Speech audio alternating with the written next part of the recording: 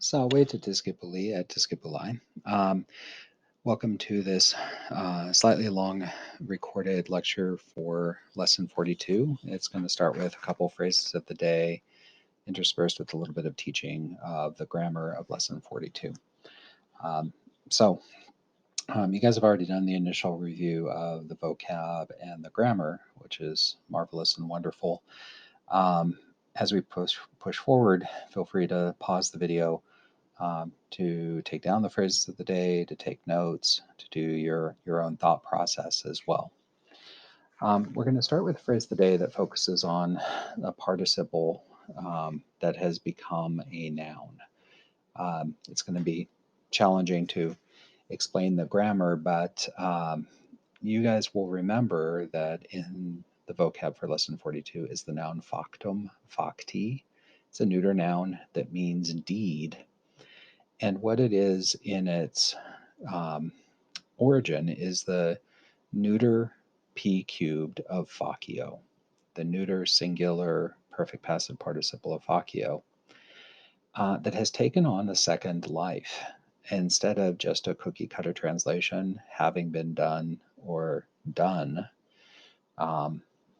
having been made or made, facto or factum in its nominative form has become a noun. You guys know there are many words that function as nouns. Pronouns do stand in the place of nouns. Adjectives can behave as nouns. We call those in particular substantives. And facto in today's phrase of the day is a substantive use of the participle. Think about adding on the word thing, a thing done, a thing having been done. That's long-winded. It's maybe not as eloquent as we'd like. And if you think about a thing done long enough, you might come up with the English substitute meaning deed, as our textbook has presented it. So a deed is something done. Pretty straightforward. Maybe.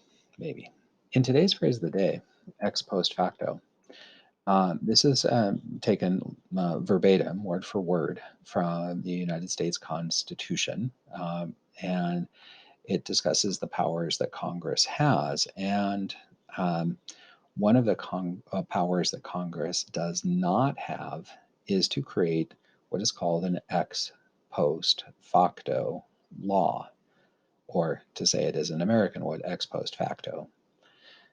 Congress cannot pass an ex post facto law. Literally, this Latin phrase embedded in our Constitution means from something done afterwards, or from a deed afterwards. In the quotation from the Constitution, neither Congress nor any state shall pass any ex post facto law. An ex post facto law is one that applies to events prior to the passage of the law.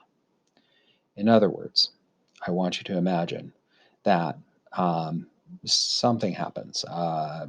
Someone creates a platform for delivery of groceries online where you don't have to go to the store and actually pick them up yourself.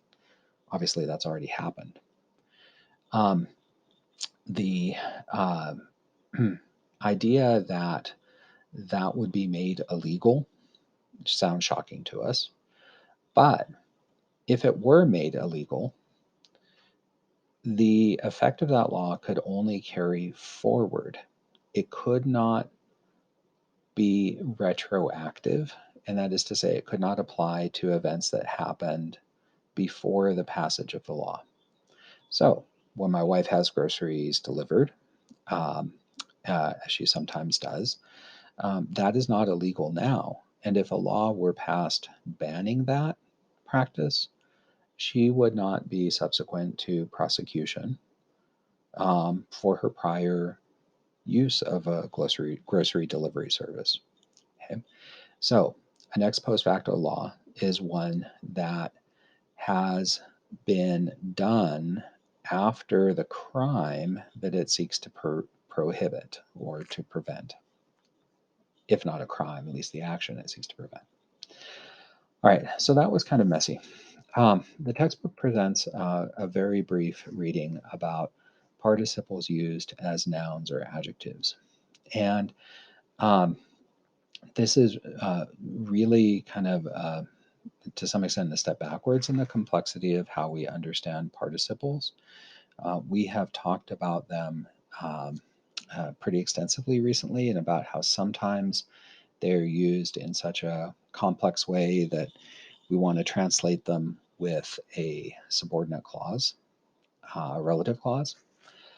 It's not always necessary. Some participles are so handy dandy and useful that they become more or less simply adjectives. And I'd like you to consider the word scriptus aum.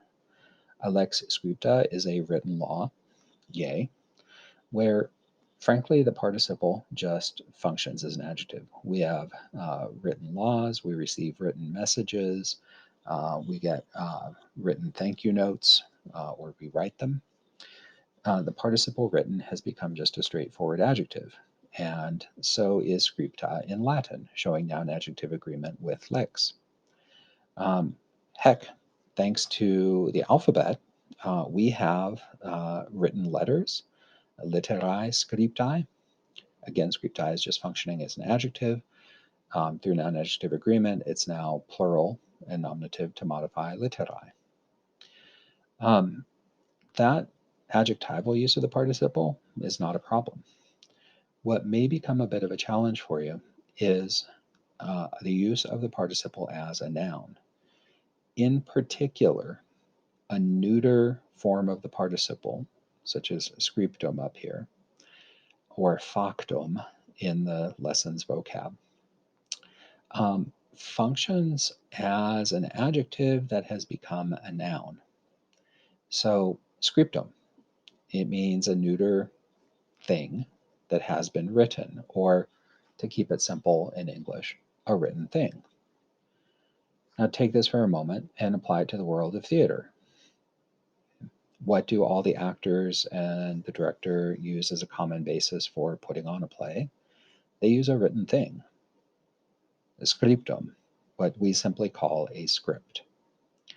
There are dozens and dozens of participles that acquire substantive uses. Our textbook only presents factum in the vocab list, but there are others. An erratum is a thing that has been mistaken. In other words, a mistake.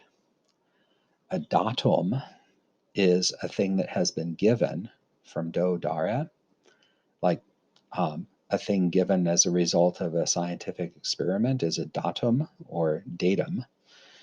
In English, we make that neuter plural, data, or data, depending upon your pronunciation style. The data which you gather from a scientific process are the things given as a result of that process. And the data are what you use to prove or disprove your hypothesis. Okay. All right. So I can't give a full listing of all the participles that get used as nouns, but suffice it to say there are bunches. Our second phrase of the day is rather long, but here we go. It is Felix qui patuit rerum cognoscere causas. It's a quotation from Virgil.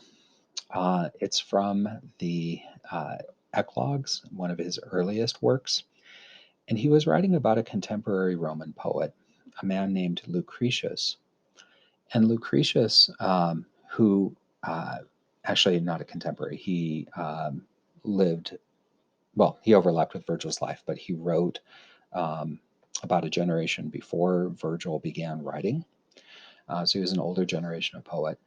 And upon the publication of Lucretius's work, which was about the nature of life in the world, it was a work of material and ethical philosophy.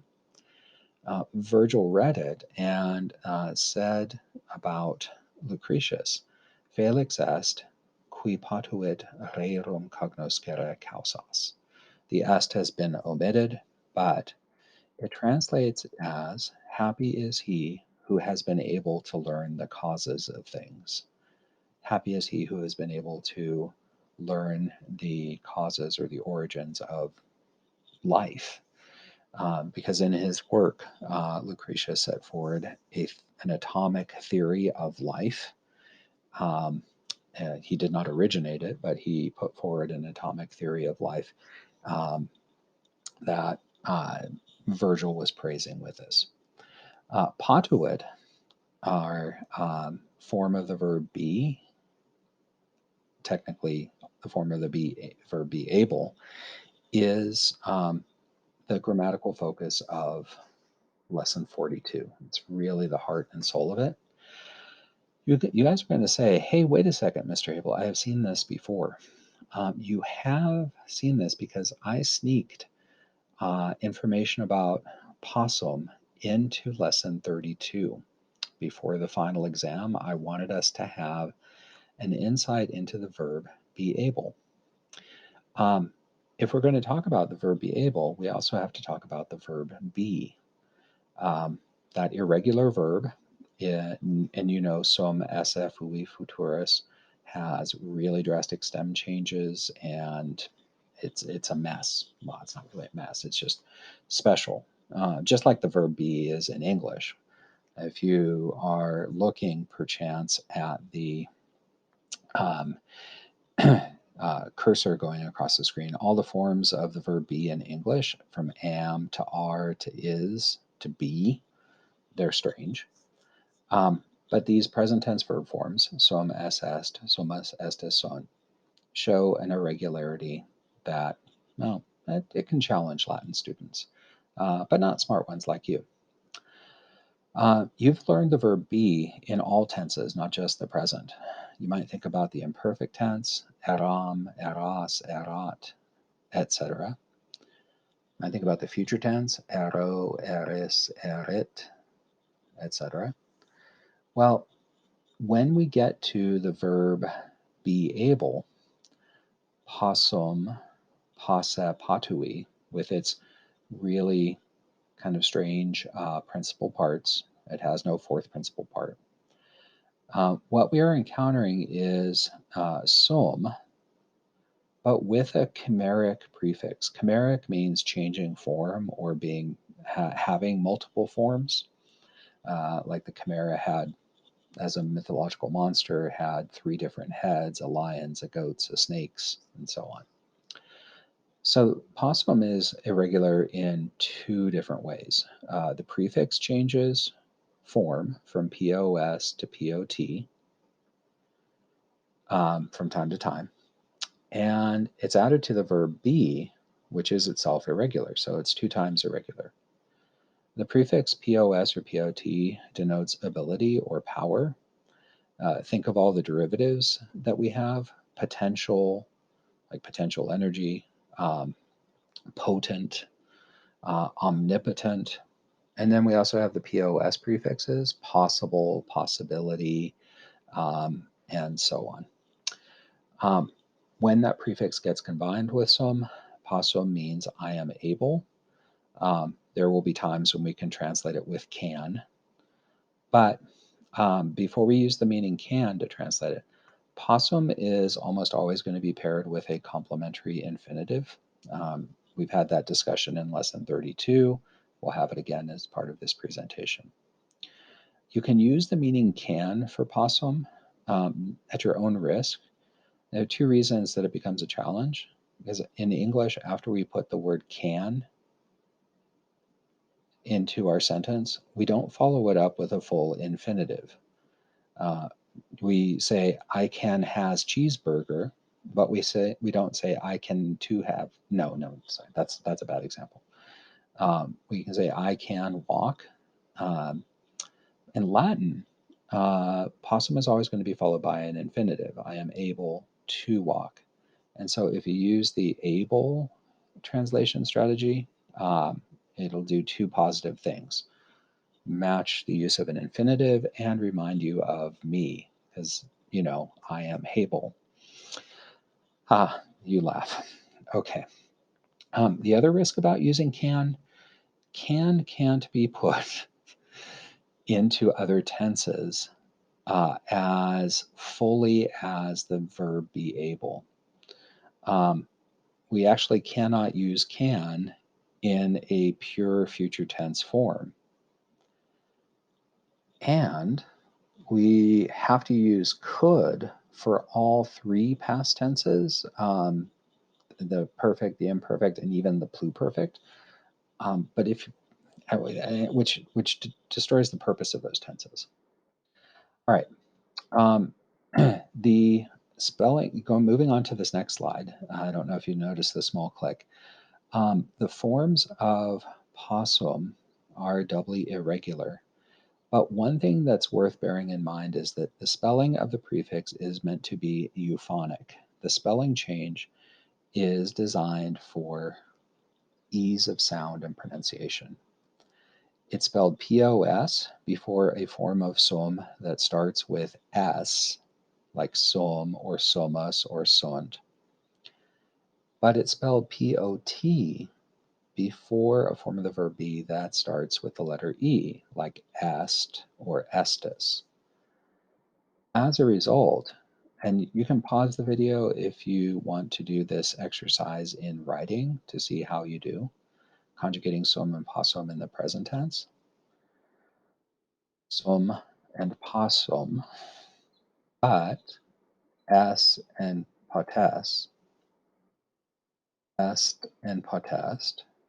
You guys know what's coming next for we are and we are able. Somos and possumos, estis and potestis, sunt and possunt. Simply put, where the form of the verb be starts with an S, the prefix ends in S, because it's a lot easier to say possunt than to say potsunt. That awkward pause that the POT would cause, hey, that rhymes. The awkward pause that the POT would cause is eliminated by euphonizing, not euthanizing, euphonizing, and assimilating the POS to the S that starts sont or somas or som. Now, possum exists in other tenses. And the nice thing is, everything that I've said in the first three bullet points, you've already heard before, so I don't need to repeat myself. But the idea of the prefix changing forms means that if we were to do a synopsis of possum, or more accurately, potest, the second person singular in all indicative tenses, we'd really be able to do it easily. POTES for the present tense, you are able. Poteros with a T, because eros starts with E, in the imperfect tense for you were able or you were being able or you kept being able, or if you want to, you could. Poteris, you will be able. Potuisti, you have been able or you were able. Potueros, pluperfect tense, you had been able. Potueris, the future perfect tense, you will have been able. There are a couple of things I want to quickly point out while these are all in view. We are forming the imperfect and the future using the form of the verb to be, eram, eras, erat, ero, eris, erit, with the POT prefix. No problem. We're forming the perfect active system using the verb's third principal part. Once you've memorized the third principal part, potui, not potfui or posfui or anything else, potui. You remove the long I and add on the other appropriate endings. Okay. Now, I chose this set of forms for a reason. It's the importance of the letter U in the stem. If you compare the imperfect poteros and the pluperfect potueros, the difference is the letter U. And do you guys know what the critical difference is in learning and understanding and translating these forms well? It's U. Yep, Y-O-U. You guys make the critical difference. Observe the letter U, make use of it, and translate smoothly. Okay. All right. We're almost done. You guys have seen this before. Um, trigger verbs like possum, there are other trigger verbs, take complementary infinitives. A complementary with an E is called a complementary infinitive because it fills out or completes the action of the sentence. Some verbs express an incomplete idea, and an infinitive, a complementary infinitive, completes it. And you guys have heard my silly analogy of a super soaker. Once it's got water in it and it's fully charged, if you pull the trigger, boom, a spray of water comes out. When you see a form of possum or of a set of other special verbs, expect them to be followed potentially by an infinitive to complete the idea. Okay? So, here are some old trigger verbs that we learned in prior lessons. Amo, debeo, timeo, maybe not so much. We actually haven't learned timeo officially in the textbook. Paro. These trigger verbs are able to take either a direct object or a complementary infinitive. Okay? So, debeo pecuniam, I owe money. Debeo videre, I ought to see. Sometimes our meaning of debeo changes upon whether it's paired with a direct object or whether it's paired with a complementary infinitive. In chapter 32, we learned a second special trigger verb. Eubeo was the one we learned in chapter 32, lesson 32. It takes both a direct object and a complementary infinitive. Doceo does as well. So, eubeo puellam discedere, I order the girl to depart, to go away. Doceo hominem scribere, I teach the person to write. With possum, it's only going to take a complementary infinitive. Possum is intransitive, it can't take a direct object, but it can take a complementary infinitive. So, possum manere, I am able to stay at home. That's about all I'm able to do. I'm able to stay at home. Oh, wait, I have another superpower. Possum liberos docere. I am able to teach children. So, docere, the infinitive, follows possum, and docere has its own direct object, liberos. Possum liberos docere. I'm able to teach children. At least I think I am. All right. You guys have heard me talk about Wolo and Nolo before. I'm not going to squeeze them into this lecture. I am going to stop recording now. I'm going to ask you fine folks to look back at this again if you need to. Again, you can rewind the video to see things over again if you wish. Now it's time for you guys to move on to some practice with these concepts.